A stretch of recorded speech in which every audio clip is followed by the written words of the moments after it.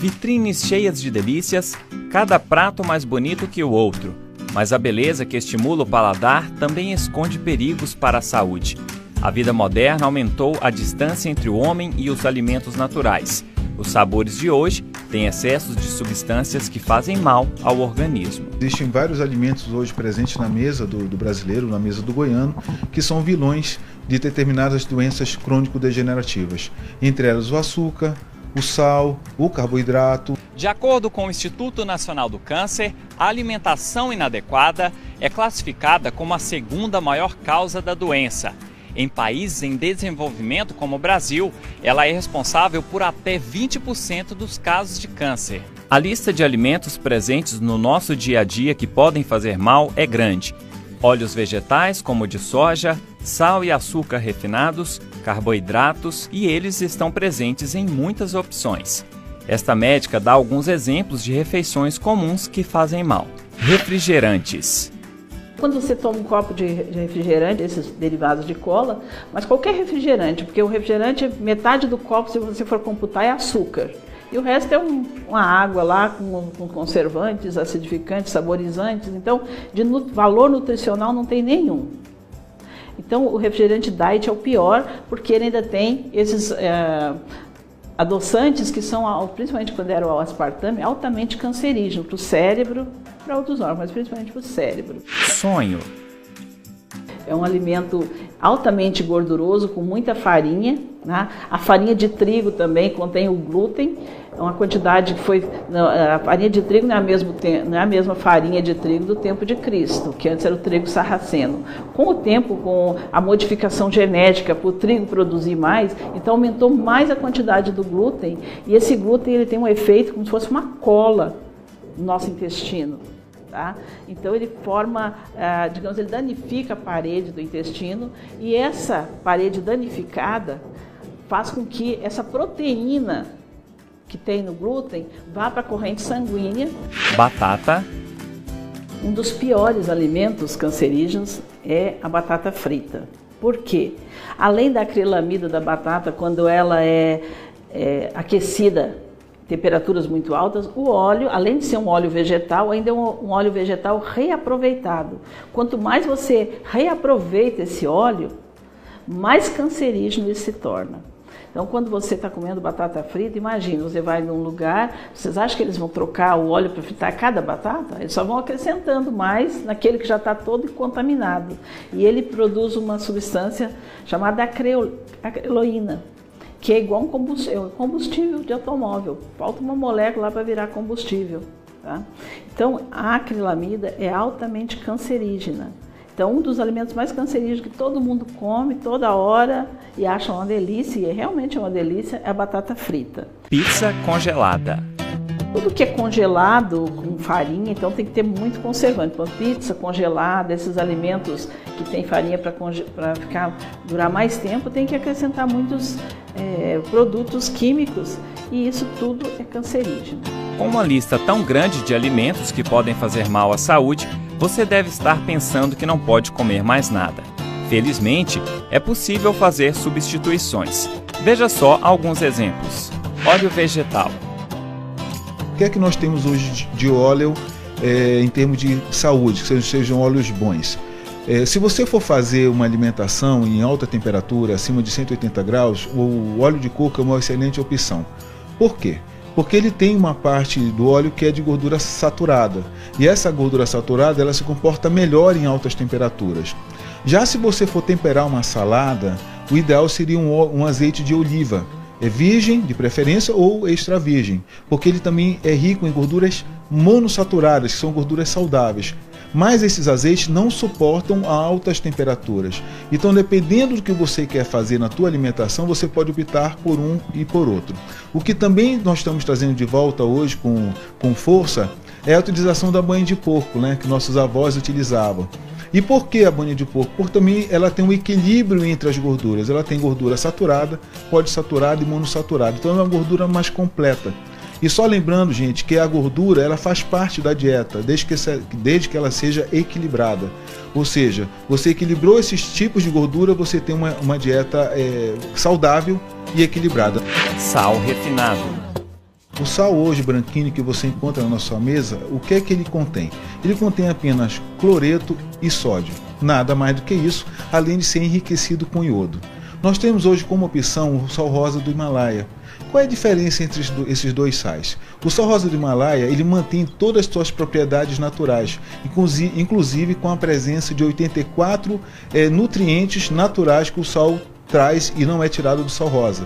E um outro detalhe, ele consegue dar o salgar, ou dar o sabor mais salgado, 2 vezes mais do que o sal normal de cozinha. Ou seja, ele é mais natural, é mais saudável e dá um melhor resultado na tua alimentação usando pouco. Carboidratos. Qual é a diferença entre o carboidrato simples que você encontra no supermercado, que é o arroz branco tradicional, e um arroz, por exemplo, um arroz integral?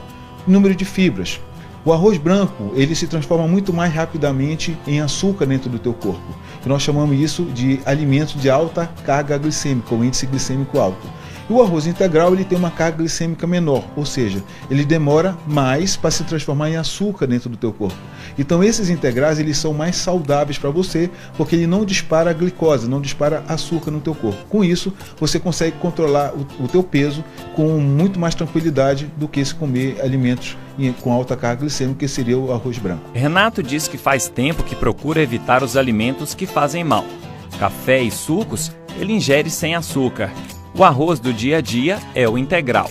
O óleo vegetal foi substituído pelo de canola. O engenheiro civil lembra que no começo a mudança foi difícil. A dificuldade existe, né? Porque é uma mudança de hábito. Então, por exemplo, se você é aquela pessoa que um dia você come lasanha, no outro dia você come um fricassê, um dia você quer ir comer um churrasco, você mudar para coisas mais naturais, tipo, vou começar a comer mais salada, vou diminuir das outras coisas, essa mudança mexe com a pessoa, né? Isso é inegável, né?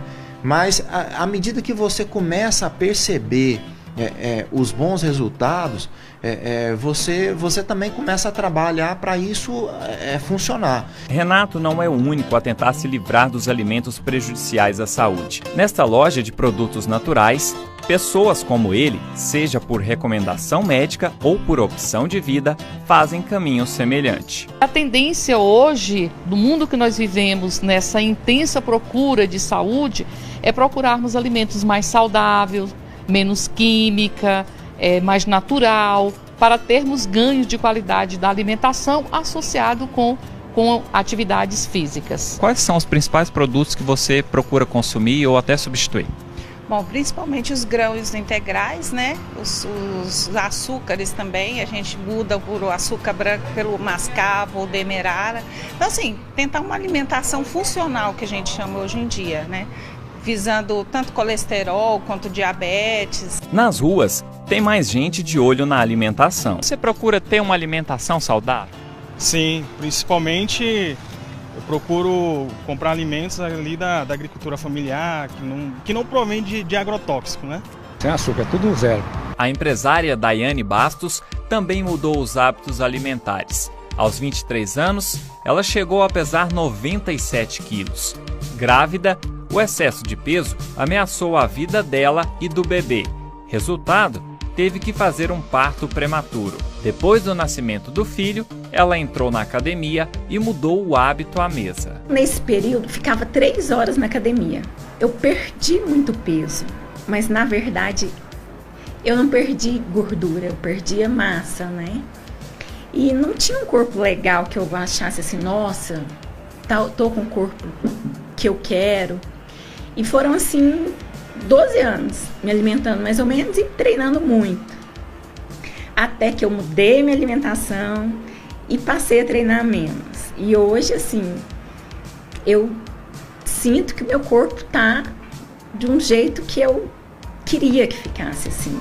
Hoje, aos 40 anos, Daiane pesa 62 quilos e o nível de gordura corporal é baixo. Com saúde, disposição e autoconfiança lá em cima, ela fez do estilo de vida um negócio.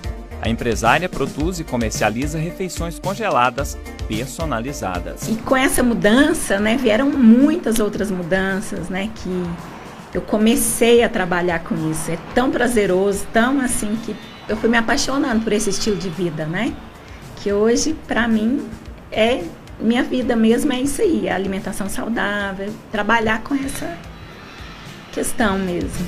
Comer bem e realizar atividade física com regularidade são hábitos que podem ser adquiridos a um preço acessível, comparado ao das doenças que podem ocorrer quando as escolhas não são as melhores. Saúde começa pela boca.